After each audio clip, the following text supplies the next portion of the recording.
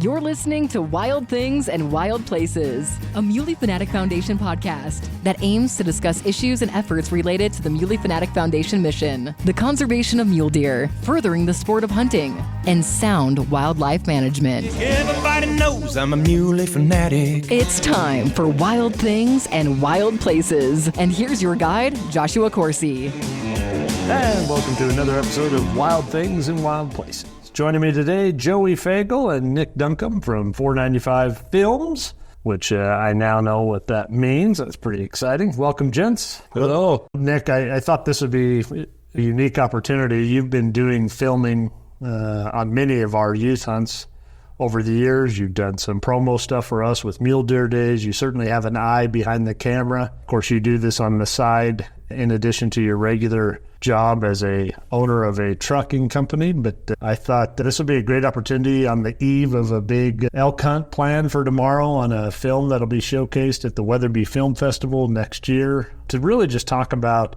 what you do, why you do it, how you do it, and maybe what got you going down this road. I just a few weeks ago watched your YouTube video of you and your son, you harvesting an antelope and doing the quick quarter on it, and my wife had an antelope tag, so I wanted her to watch that. She wanted to do the whole process. It's like, here's a video, let's watch it. I know this guy.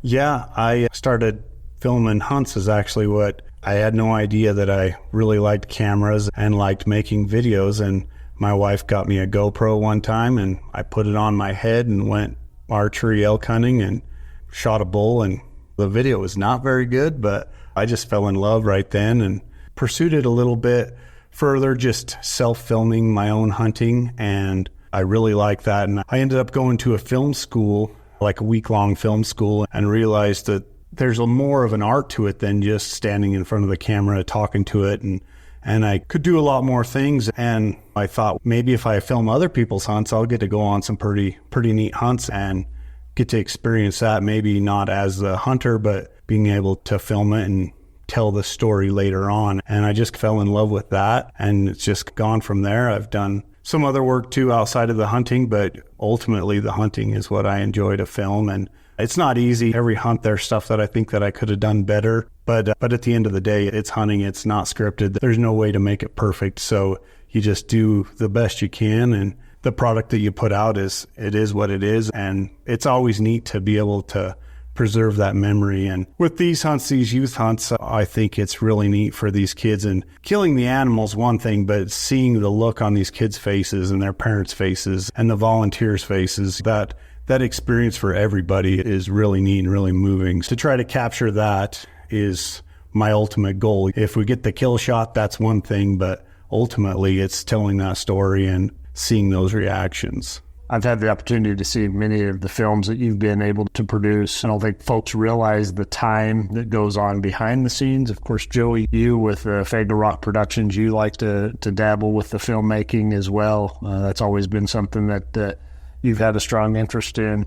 Both of you as guys that enjoy this, what's the biggest change that you have seen in just the last few years with technology that has just been a game changer for your finished product? Right off the top of my head, which I'm not very good at it yet, but the AI stuff is going to be something else. You can probably, before long, you'll be able to edit a video without even having to do anything. Like the cameras I use, the ability, the low light, the hunting, the first light in the morning and last light at night is the prime hunting time. And for these cameras to be able to gather enough light and still look clear as day is pretty incredible. And Joey, the production software itself, it's come so far. I took a photography and video class in college, and I did it with a VCR and rolling back film forward and back and forward and back and cutting this and cutting that. And now you just drag and drop, and they sure have made it easy. And yeah, I just, Nick, it's been my passion to doing that. And he's given me a lot of advice, so it's been good to have him along the side, and he's given me advice on a lot of things, has helped me out too. So good relationship, and been cool just to reach out to Nick and say, hey, what do you think of this and what do you use? It's been pretty cool.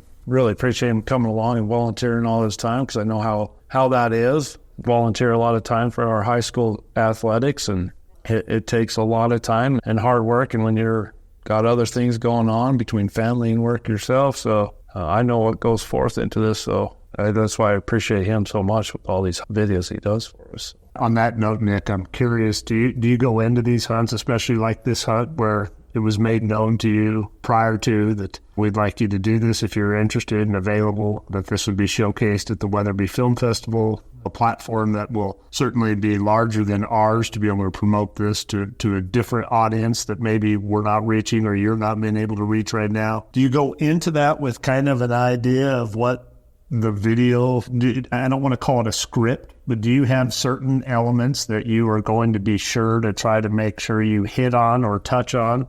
Obviously, the kill shot is something that people are accustomed to seeing on hunting films. You've indicated the reaction on people's faces, both other things, the landscape. Every video you produce, you look at stuff, you're like, oh, I should have added this, I should have got this shot, or I could have done this a little bit better. And with these hunts, like I've talked with Joey about it, I'm like, we need to get some of that before the hunt, that footage there. That's a little more controlled, but in the past, we haven't always got that. So we go out there and shoot an elk at first light the first morning and load it up and pack it out. We don't really have a story to tell there. That ultimately was the main thing. And I also in the past haven't really pushed to make the filming and the video a priority for everybody. I've just shot as we went. I didn't stop and say, hey, let's try to set this up a little bit different, but try to make it a little bit more of a priority here. But I'm definitely not going to be like, oh, hold up, don't shoot yet. I don't have a camera. I'm not going to interfere with the hunt. And I'm not one to mock up stuff and try to reenact something. It is what it is. And that probably makes for the best films. Yeah, exactly. Yeah, if you're faking it, people see right through that, and they're not interested. They're going to lose interest in it. What about the use, or have you dabbled, or do you find that there's a place for you to incorporate the use of drone footage into your films? Yeah, and I use it a lot, especially with the wedding films, the venue and stuff. And obviously with the new laws in place, we can't use them here in Wyoming for hunting. I guess I could have went before the season and got some drone footage, which is always neat to see where these hunts take place, because it's a place like none other, in my opinion. You know, we can take these youth in wheelchairs and take them out there and have a successful elk hunt, where most places around the country, it's not that easy to take a kid out hunting like that. These hunts are set up for 3 days, and the success rate, the way it is, we've got something here that is pretty incredible. Pretty darn special. It's really neat that these kids get to come here and do these hunts right here. Yeah, I'm curious, and I know this is a tough question to be able to try to put a figure to, but when you look at similar films like this that you had done for this program, putting the U in hunt in the past, behind the scenes, what kind of time goes into the editing for what you get to the point of being satisfied that this is a finished product that you're willing to share with us, or that it can be shared at one of our events? I ask that mainly because I've known and appreciate the interest that you have in this skill set that you've developed. But for folks that don't realize what kind of time goes on behind the scenes, behind the computer, to get to that finished product, that's a juggling act. Yeah. Your own family, you got your real job that puts a roof over your head and puts food on the table. And this has certainly become more than just a hobby for you, but are you burning the candle at both ends? Yes, definitely. Sometimes I feel that way. Yeah. Initially, when the hunt's over, you have how many ever hours it is there. But you go home and you need to put all them files from shooting onto your computer. I use external hard drives. I don't save anything on my computer. I might use it for a backup while I'm building the video, just in case I have something fail. I still have a backup. I always keep at least 2 copies of everything. So you're having to transfer all that. A lot of times you can just go and drag and drop and build folders to itemize everything and keep it organized. But your computer's working the whole time. I can walk away and go do something else. But really, until I transfer those files, I can't do any editing. And then from there, I take it off that hard drive and put it into my editing software, and it goes in there fairly quick. But with this new technology and the way these cameras work in the editing software, these files are so big anymore. I'm shooting 4K 10-bit and shooting slow motion as well. And these programs, they struggle with just being able to just simply watch the clip. So I have to build proxy clips, which are lower quality, which makes it a little bit easier to edit, a little faster edit. And that in itself takes about, it could take about 6 hours. Like this hunt, a couple days on this hunt could take 6 to 7 hours. So typically is what I do there. Before I go to bed at night, I'll get it set up and make those proxies, and then I can come back and edit. But a hunt like this, it usually takes me about a week to get through it. I'll rough through all the clips and cut out what I don't need, and then go in and laying them together. And then sometimes I'll edit on it for all day, and then I'll go to bed at night and I'll lay in bed and I'll think about something that I want to change or what else I could do, parts that could make it a little bit better. And so then the next morning I'll go in and change it around. But yeah, it usually will take me about 40 hours at least to just do the editing. And then you got to go back in and adjust all the coloring. And some of it can be really tedious, but at the end, it's all worth it. And then you got to export. And I was talking with Joey today. He was trying to export just a short little slideshow and never did get it exported. He fought with that forever. And that happens. Sometimes you're dealing with these programs and stuff and troubleshooting issues because it's like a car. You use it long enough, it's going to break down and you got to go in there and fix it. And I spend a lot of time sitting at that computer working on it, but I'm not really computer savvy. So when something goes wrong, it can be a struggle to get it fixed and get back to editing. But yeah, it's a process, and I can't really think of any that took longer than that. And sometimes I enjoy it so much, I just like to play in there with it and adjust things and add stuff to it just to make it that much better. But at some point, you have to finally just hit that export button and say, it's done. I can't do any. I could sit here and edit the same video for a whole year and never be 100% satisfied with it. But at some point, you got to hit that export button.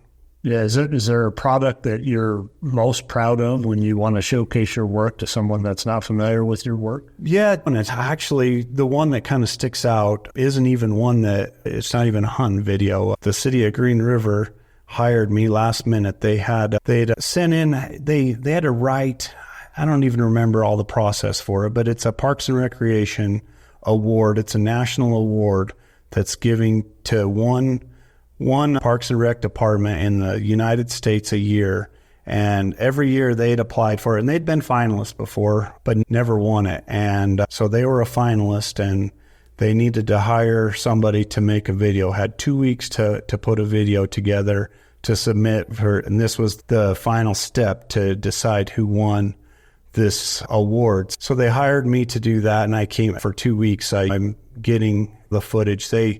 I sat down with several of the city employees and they wrote a script. And so, and it was really neat. I liked the process of that because I had the script to go off of, so I knew what shots I had to get. And it was the perfect time of year. It was June in Green River. Just everything is beautiful. And so went and got all the shots we needed. And they had some supporting footage that was from a different time of year that they supplied to me. And we put that video together and they submitted it. And I remember they invited me to go watch. So it was during COVID. So they usually have a black tie, big ball, and announce the winners like a big award show and bring them up on stage and everything. But with COVID, they couldn't do that. So they did it virtually. And when they said Green River, man, it was something else. Yeah, for them to win the award was pretty cool. And I don't know that the video had anything to do with them winning it, but I sure like to think it did. And that's a validation. Huh? Yeah, exactly. And that's another thing. We talk about the reaction of people, and I finished that video, and it was a day or two before it needed to be submitted. All the city employees got together and they watched it together and watching their reaction, and they just loved it. And actually the director at the time, they put it on YouTube, and within a few weeks it had, I don't remember how many views, but double what population of Green River is. So there was people watching that video that have no clue where Green River, Wyoming is or anything, and they watched that video. So that was... So the influence of people that have moved? Yeah, you can blame it on me. I blame you. Okay. I was looking for the culprit. I'm not saying it's your fault. We're just blaming you. Yeah. No, that's awesome, man. And I know just from several conversations since the filming of Emma Decker Heisel's that her dad has told me how special that was to have that, something that they could always go back to and recall those memories and to see that on film. Not that they can't remember them, but it just does add a little special flair of just happiness to them. Of course, Emma's now an adult and married, and for Dad, that was pretty special. I know he holds that and cherishes that greatly. Is there the old cliche or adage of your best teacher is your own mistake? Yeah. What have you learned in both of you in your efforts? What's the one thing that you made that mistake once, but you haven't ever done it again because it proved to be pretty costly? One, I hitting that record button. That's important. Yeah. Everybody that's run a camera has been there. It happens. That's one. But little things that I take away and learn from trying to get the equipment just right and what equipment works well and what doesn't. There's always room for improvement. And every time you go out to shoot something, that you can take something away from it and learn from it. There's one day on one of these hunts, it was terrible wind, and to get it was on Brock's hunt, actually. The wind was blowing so bad. The camera that was set up on the deer, there was no way to stabilize it with the tripod I had and the lens. And I was actually even talking to Joey about that this week, is I had that camera zoomed all the way in, and so it's lengthened out that lens another 6 inches. And so that's creating more of a wind catch, and it makes it more unstable. And I could have actually done the same thing in post-production. I could have zoomed in on that deer and it'd have been a little bit more stable than what it actually was for that moment. And I'm like, that tripod was probably a little too light for that, which that tripod's a lot easier to pack around on a hunt than a big heavy one. But sometimes you just got to throw that extra weight over your shoulder and you get a little better footage out of it. So that's a couple things. Yeah, anything come to mind for you, Julie? Yeah, same thing. Always making sure you hit that record button. It's always a panic when you don't get it at that time, and then think of, hey, I actually have to ask this person to come do this again. That's so funny you say that. Yeah. In my world, this has only happened once, but it has never happened again. But the very first time I had Cody Robbins on for a podcast, it was remotely. He was at home in Saskatchewan or Saskatoon, and we were about 10 minutes into the conversation, and he was talking as he does. He's running away with the conversation. I was like, hey, Cody. He's like, yeah, man. I was like, I forgot to hit record. Can we start over? and I've never let that happen again, because audio is important too. Yeah. And there's been many times where you think you've given the audio and then you take it back, or even like you were talking about the little static in there. It's like, what happened? And it's because you can't get that stuff back. Mm-hmm. And then, of course, making sure you get plenty of footage, especially like when you start the recording and when you stop the recording. Some of those high school hike videos that I do, it's some of those guys start doing action. I can't do it when it's in post-production because it's so tight. You can't cut it, then you can't even use it. You wasted a whole minute or so of footage that you just took. I think every video is a learning curve. Mm-hmm. No matter how many times you've done it, I think there's going to be something you learn. So. Yeah, pretty special time we live in, where everybody carries a device to record. How often, Nick, have you found where Joey, even you, where you have incorporated footage that someone else has recorded on their phone, but said, hey, I got some of this, and you look at it and it's a different angle or it's a different shot, and you're like, oh, that'll complement what I did. Yeah. And to incorporate that. And obviously there's a quality issue that changes, but layout, landscape. Yeah. It's always they always do that portrait size, and you just cannot use that for video production. Right. Well, and I'll ask people to get footage. Get some good footage. Make sure you're holding your phone horizontally. You can't do it vertically. And then they send me the footage, and I'm like, I can't use any of this. I try to explain how to do that. But some people, that's just not their thing. And I tell people, like you asked me, how did you get into this? And I really think that everybody has an artistic side. You may not know it until you discover it. And I didn't know, I was in my mid-30s when I realized that I like cameras. Before that, if I told my friends I like cameras, they'd have looked at me funny. Like, what are you talking about, cameras? And what about self-filming? That's a whole nother challenge in itself, isn't it? Yeah, that's why it's a lot easier to film other people, for sure. And you can be a little bit more creative filming other people, because there's only so many different shots you can get of yourself. But I hunt alone a lot, and I don't have somebody else to pack that camera. And after that first time that I shot that elk and had that video, I'm like, I just want that every time now. I want to be able to have that footage in the moment. You guys know how it is. Your heart's pounding, and a lot of times you don't remember exactly how it was. And when you can watch that video, it just sparks it in your mind and takes you right back to that place. And it's a great feeling. And it may not even be like a kill shot. It could just be a scenery shot when you're out there hunting. I grew up hunting, but we didn't have cameras. We didn't have cell phones with cameras. And so I got 2 pictures of my dad, and I wasn't even with him hunting. So I don't have those pictures to bring back those memories. It's all what's still in my head. And so now with my kids, they probably get a little annoyed with me with the camera all the time.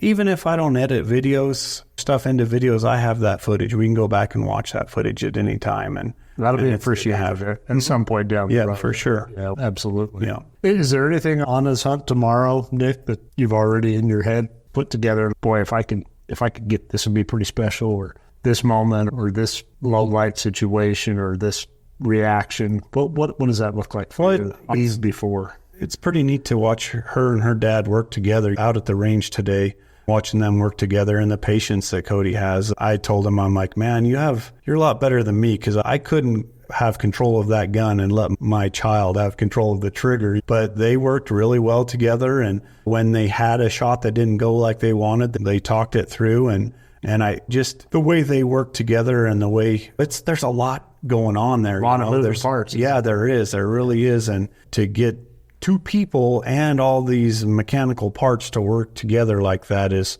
pretty special. I struggle just by myself with normal equipment, and for them to be able to do it that way, and also that technology for her to be able to hunt like that is pretty incredible too. So I think like that and their interaction together, because like me, when Joey and I were out scouting the other morning, we weren't even hunting, and my heart's just pounding like crazy. I got to have everything on a tripod because it'll be shaky footage, because my heart's just a pounding like everybody else's. So nothing like screaming elk in September. That's right. Yeah. That's right. And taking the time to get good, decent B-roll, those nice cinematic shots. It is tough because ultimately we're out there to have a successful hunt. But so I got to work extra hard to make sure I get those shots when they present themselves. We sure do appreciate the time you put into doing this and doing it right. We know that comes at a sacrifice to your own occupation, your own family. When you're spending time doing this with us, you're not spending time with others. And we know that family is an important component of your life, and it defines who you are, and that's obvious the way you live your life. But we are grateful to have you as a part of this. If folks aren't familiar with 495 Films, how can they look at some of your work? Yeah, so YouTube, but it's not 495 Films. It's Wyoming Hunter on YouTube. I got a website, but I'm with kids and job and filming on the side. I don't really update the website very much, but 495 Films. You can go there and that'll reroute you to YouTube. And there's a bunch of videos on there too. I think most of the hunting stuff's on there, or you can find it. Instagram. Actually, it's Nick_Duncombe on Instagram. I have a 495 Films Instagram, but I'm not very good about putting stuff on there either. And then Wyoming Hunter on Facebook's a good place too. So I know it'll be very special for this family, for them to be able to not only have this, but to be able to share it with those back in Ohio that weren't able to make the trip. It sounds like Anna has quite the fan club, not only in school, but then just within the community. And this will be something that they'll have many gatherings and many opportunities to showcase this experience with. And ultimately that comes all back to you. So no pressure, but we're just, again, thanks for what you do and definitely your interest there. Is there anything that you can think of that maybe isn't out yet? I know you touched on or alluded to AI and what that is going to do for changing how you have a final product, particularly in production. But is there something else that down the road you can't wait until that's developed a little bit better or a little bit more precise? Or is there a piece of hardware or software or what else? It just seems like there's a lot of filmmakers out there right now. It seems like everybody becomes a filmmaker. You think about it, cameras are there. You can buy a really nice camera for not a lot of money and get right into it. There's free editing software.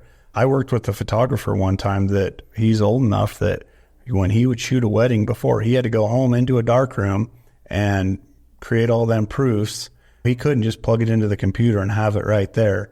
Yeah, I think that anybody can pick up a camera. It takes some learning of the camera. They're not just to use a camera to its full potential. You need to understand how the whole camera works. You can't just throw it on auto and expect to get the picture that your favorite person on Instagram gets. There's a little bit more to it than that, but the technology it keeps getting better. The stabilization, that's one thing for hunting.